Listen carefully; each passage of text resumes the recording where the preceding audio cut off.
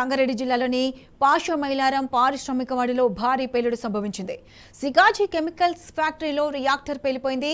పేలుడు ధాటికి రియాక్టర్ వద్ద పనిచేస్తున్న కార్మికులు 100 మీటర్ల దూరంలో ఎగిరిపడ్డారు. ప్రమాదంలో 8 మంది కార్మికులు సజీవ దహనమయ్యారు. ఈ ఘటనలో 10 మంది మృతి చెందారు.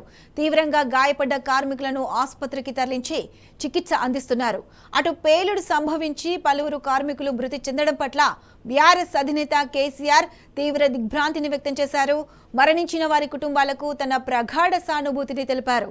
అటు ఘటనపై బీఆర్ఎస్ వర్కింగ్ ప్రెసిడెంట్ కేటీఆర్ దిగ్భ్రాంతిని వ్యక్తం చేశారు.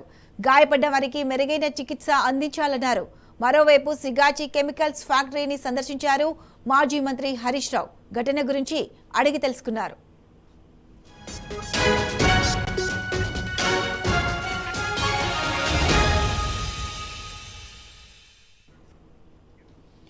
రైట్, ఇదే అంశానికి సంబంధించి సిగాచి పరిశ్రమలో ప్రమాదంపై పూర్తి అప్డేట్స్ మా ప్రతినిధి రంజిత్ అందిస్తారు. రంజిత్, చెప్పండి, ఈ ప్రమాదంలో దాదాపు 10 మంది మృతి చెందారు. మీ దగ్గరున్న అప్డేట్స్ ఏంటి?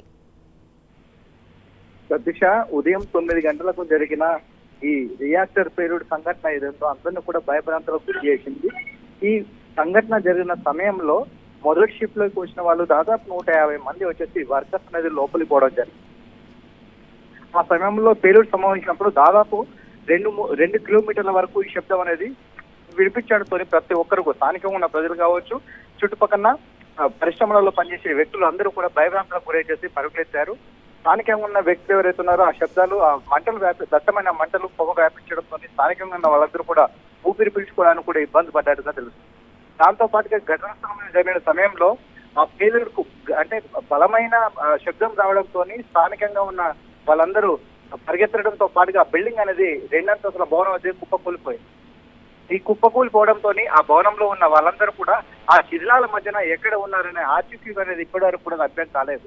దాంతో పాటుగా దాంట్లో వచ్చేసి క్షేత్రగతిలో వచ్చేసి స్థానికంగా ఉన్న వచ్చేసి ప్రభుత్వ ఆసుపత్రికి 20 మందిని, దాంతో పాటుగా ప్రైవేట్ హాస్పిటల్, అర్చన హాస్పిటల్ కావచ్చు, ధృవ హాస్పిటల్ కావచ్చు, దాంతో పాటు ఇతర హాస్పిటళ్లకు దాదాపు వచ్చేసి మొత్తం 34 అంటే 26 మందిని వచ్చేసి స్థానికంగా ఉన్న హాస్పిటల్కి వచ్చేసి క్షేత్రయాత్రలను పంపించారు.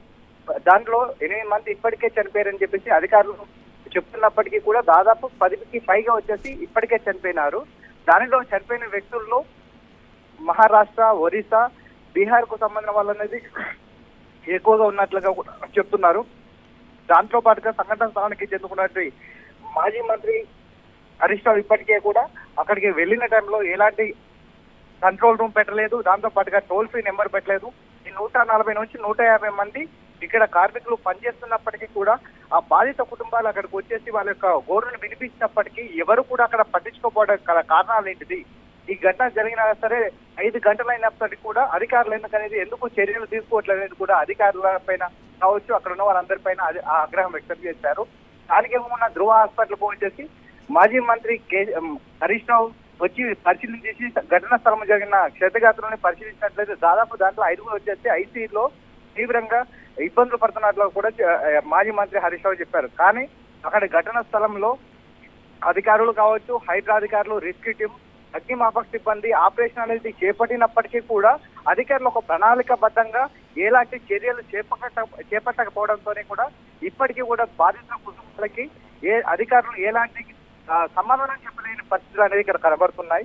కానీ ఇప్పటికీ ఆ శిథిలాల మధ్యన అంటే దాదాపు 150 మందిలో 34 మంది మాత్రమే బయట వివరాలు తెలుస్తున్నాయి. 26 మంది హాస్పిటల్లో ఉన్నారు, 8 మంది అధికారికంగా చనిపోయినట్లుగా అధికారులు ధృవీకరించారు. కానీ దాదాపు ఇంకా 100 మంది పైగా వచ్చేసి ఎక్కడ ఉన్నారు? వాళ్ళందరూ ఆ పేలుడు సంభవించిన సమయంలో వచ్చేసి అక్కడ నుంచి బయటికి వెళ్ళిపోయారా, లేకపోతే ఆ శిథిలాల మధ్యన ఉన్నారా? దానితో పాటుగా ఇంత భయంకరంగా ఉన్న దాని వల్ల ఒక బిల్డింగ్ కుప్పకూలిపోయింది. దానితో పాటుగా దానికి ఆనుకొని ఉన్నటువంటి బిల్డింగ్ ఏదైతే ఉందో మరో ఇండస్ట్రీకి కూడా వచ్చేసి బీటలు పడిన పరిస్థితులు కనబడుతున్నాయి. ఇంత భారీ ప్రమాదం, ఒక బాంబు పేలుడు ఏ విధంగా జరుగుతుందో అలాంటి పేలుడు జరిగితే దానిపైన చర్యలు, సహాయక చర్యలతో పాటుగా అధికారులు అనేది ఎందుకు దాని యొక్క వివరాలను సేకరించకపోయారు? ఆల్రెడీ ఉదయం 8 గంటలకు అక్కడికి వచ్చినప్పుడు 9 గంటల ప్రాంతంలో ఇది జరిగితే 9 గంటల నుంచి దాదాపు 2 గంటల సమయం వరకు, ఇప్పటికీ 4 గంటలు వస్తుంది. 4 గంటలు అంటే 7 గంటల సమయం ఉన్నప్పటికీ కూడా 140 మంది యొక్క వివరాలు తెలవలేకపోతున్నాయి. దాంతో పాటుగా ఈ శిథిలాల మధ్య ఉన్న వాళ్ళందరినీ కూడా చేస్తున్నారు, చేసినా కూడా వివరం తెలవట్లేదు. ప్రత్యూష. రంజిత్ చెప్పండి, అంటే ఈ ఘటనలో దాదాపు 10 మంది మృతి చెందారు, మిగతా క్షతగాత్రులు ఆసుపత్రిలో చికిత్స పొందుతున్నారు. అయితే ఈ ప్రభుత్వం నుంచి చనిపోయిన వారికి మరియు క్షతగాత్రులకు ఏమైనా ఎక్స్‌గ్రేషియా ప్రకటించారా? వారి కుటుంబాలను ఆదుకోవాలని ఏమైనా ప్రకటించడం జరిగిందా? పూర్తి అప్డేట్స్ ఏంటి? ఇప్పటికే వచ్చేసి బీఆర్ఎస్ అధినేత కేసీఆర్ గారు, దాంతో పాటుగా బీఆర్ఎస్ వర్కింగ్ ప్రెసిడెంట్ కేటీఆర్, సంఘటన స్థలానికి చేరుకున్నట్టు మాజీ మంత్రి హరీష్ రావు కూడా సంఘటన స్థలంలో పరామర్శించేసి బాధిత కుటుంబాలకు ₹1 కోటి ఎగ్రేషియా ప్రకటించాలి. దాంతో పాటుగా క్షేత్రగ్రాతులు ఎవరైతే ఉన్నారో వాళ్ళందరికీ కూడా 50 లక్షల రూపాయలు అనేది ఎగ్రేషియా ప్రకటించాలని కూడా డిమాండ్ చేశారు. కానీ అధికారులు ఇప్పటి వరకు దాని యొక్క వివరాలు, ఆ 140 మందిలో ఎంతమంది అక్కడ నుంచి తప్పించుకున్నారు, ఎంతమంది లోపల ఉన్నారు, ఎంతమంది రిస్క్ లో ఉన్నారు, ఎంతమంది బయటకు వస్తారనేది కూడా చెప్పలేకపోతున్నారు. దాంతో పాటుగా ఇక్కడికి వచ్చినప్పటికీ అది మంత్రులు కూడా వచ్చారు. మంత్రులు దాదాపు 2 గంటల మంత్రులు వీకేశారు. ఉదయం 8 గంటలకు సంఘటన జరిగితే కార్మిక శాఖ మంత్రి కావచ్చు, దానికి సంబంధించిన వాళ్ళు ఎవరు కూడా రాలేదు. 2 గంటల తర్వాత సంఘటన స్థలంకి వచ్చిన మంత్రులు కూడా వచ్చి చూసి వెళ్లారు తప్ప ఎలాంటి ఎగ్రేషియా కూడా ఇప్పటివరకు ప్రకటించలేదు. Right Ranjith, thanks for the updates.